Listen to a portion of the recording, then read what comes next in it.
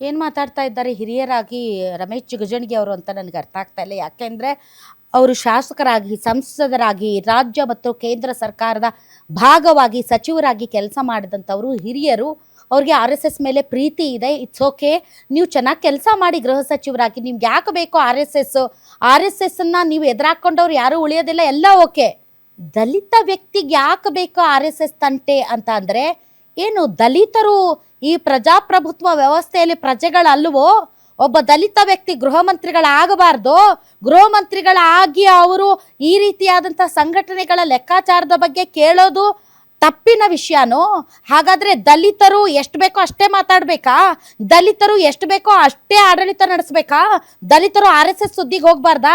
ಏನು ಮಾತಾಡ್ತಾ ಇದ್ರಿ? ತಾವು ಕೂಡ ಒಬ್ಬ ಪರಿಶಿಷ್ಟ ಜಾತಿಗೆ ಮತ್ತು ಪರಿಶಿಷ್ಟ ಜಾತಿಯ ಮೀಸಲು ಕ್ಷೇತ್ರದಿಂದ ಬಂದವರು ತಾವು. ತಮ್ಮ ಮಾತಲ್ಲಿ ಇಂಥ ಮಾತು, ತಮ್ಮ ಬಾಯಲ್ಲಿ ಇಂಥ ಮಾತು ಬರಬಾರ್ದು ರಮೇಶ್ ಜಿಗಜಿಣಗಿ ಅವರೇ. ಒಬ್ಬ ಗೃಹ ಮಂತ್ರಿಗಳಾಗಿ ಮಾಡಕ್ ಬೇರೆ ಕೆಲಸ ಇಲ್ವಾ? RSS ತಂಟೆಗೆ ಯಾಕೆ ಹೋಗ್ತೀರಿ? ಎಲ್ಲ ಓಕೆ, ಅದರಲ್ಲಿ ಯಾವ ರೀತಿ ಆಕ್ಷೇಪನೂ ಇಲ್ಲ. ಯಾಕಂದ್ರೆ ಪೊಲಿಟಿಕಲಿ ನೀವು ಬೇರೆ ಪಕ್ಷದಲ್ಲಿ ಇದ್ದೀರಿ ಮತ್ತು RSSನ ತಾವು ಬೆಂಬಲಿಗರಿದ್ದೀರಿ.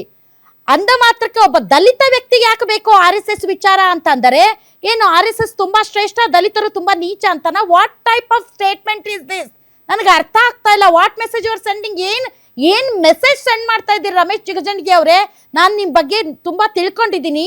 ನೀವು ಶಾಸಕರಾದಾಗ ಒಂದು ದೇವಸ್ಥಾನದ ಉದ್ಘಾಟನೆಗೆ ಅಂತ ಹೋದಂತ ಸಂದರ್ಭದಲ್ಲಿ ಮೇಲ್ಜಾತಿಯ ಹಿಂದೂಗಳು ನನ್ನನ್ನು ದೇವಸ್ಥಾನ ಉದ್ಘಾಟನೆಗೆ ಬಿಡಲಿಲ್ಲ.